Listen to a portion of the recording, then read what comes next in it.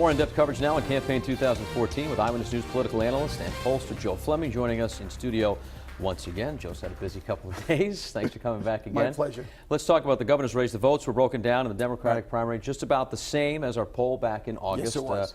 Are you not surprised by that, I assume? No, I'm not surprised. Basically, the way Gina's campaign progressed the last 2 weeks, you had the feeling that her internal polling showed the same thing we did, and she felt very comfortable. What was surprising yesterday, though, was that she won places like Providence, Pawtucket, East Providence, Johnston. She won all across the board yesterday, not just in certain areas. All right, so now it's Raimondo against Fung, and Democrats obviously came out in larger numbers yesterday in the primary than Republicans, but don't use that, right, as a barometer about who's going to win this race. In 2002, Don Cacciario's in the Republican primary, 26,000 people voted in that. The Democratic primary was about 120,000. Cacciario won the race. A lot more independent voters come out in November.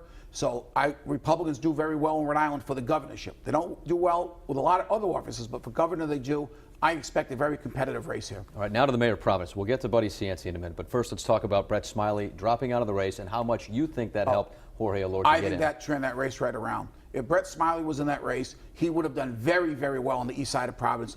Jorge Elorza would not have done well on the east side. With Brett out of the race, supporting Elorza, it really turned that race around. He got all those votes. He really was able to transfer a lot of those votes to him, and now he's the nominee. He was able to squeak it by Michael Solomon. All right, now let's talk about Buddy Cianci. We know what he's done in the past, both in office and his legal record, I guess we'll call it.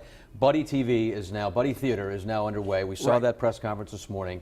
How does Elorza match his experience, his enthusiasm, his charisma, is so charismatic? I mean, how does this work out? Well, I think Elorza is going to try to do the same thing he did last night. He's going to try to win the east side very big. He's going to try to win South Providence, that area very large also, and build that coalition there. He's going to try to cut into Buddy in Mount Pleasant, places like that, and basically win it that way. Also, the question is, how high can Buddy get, and how much vote would Dan Harrop get in this race also?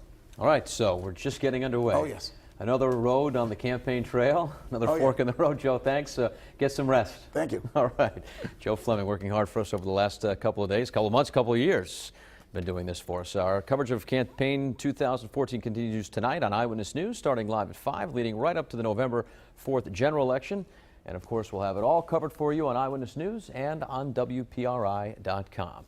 Right now on WPRI.com, you can find a full list of all the Rhode Island and Massachusetts results from yesterday's primary, plus WPRI.com reporters Dan McGowan and Ted Nesi have further in-depth analysis on all the major races.